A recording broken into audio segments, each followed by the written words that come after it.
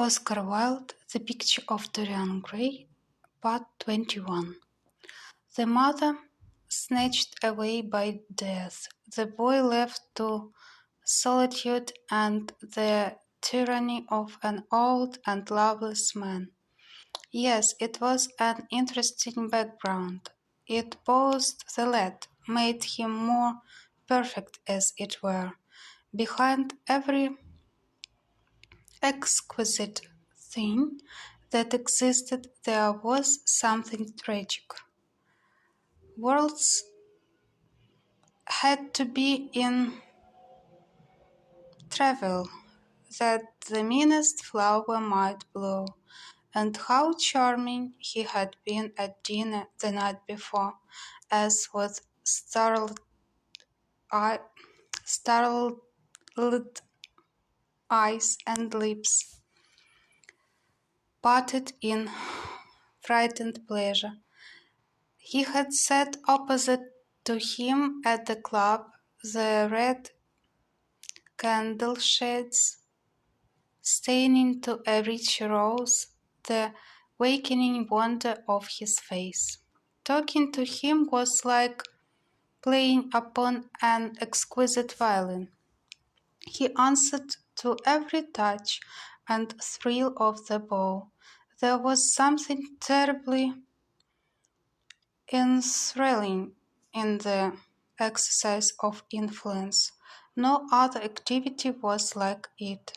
To project one's soul into some gracious form and let it tarry there for a moment, to hear one's own intellectual views echoed back to one with all the added music of passion and youth.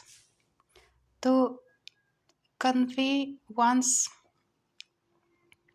temperament into another as though it were a subtle fluid or a strange perfume.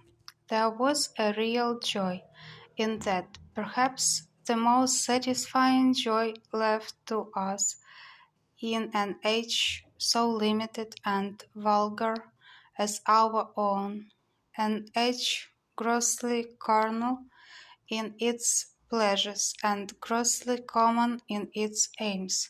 He was a marvelous type, too, this lad whom by so curious a chance he had met in Basil's studio, or could be fashioned into a marvelous type at any rate.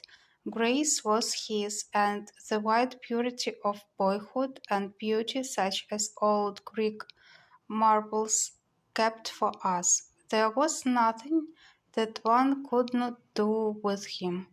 He could be made a Titan or a toy. What a pity it was that such beauty was destined to fade. And Basil, from a psychological point of view, how interesting he was. The new manner in art, the fresh mode of looking at life, suggested so strangely by the merry visible presence of one who was unconscious of it all. The silent spirit that dwelt in dim woodland and walked unseen in open field, suddenly showing herself, dryad-like and not afraid, because in his soul who sought for her there had been awakened that wonderful vision to which alone are wonderful things revealed. The mere shapes and patterns of things becoming, as it were, refined and gaining a kind of symbolical value, as though they were themselves patterns of some other and more perfect form whose shadow they made real.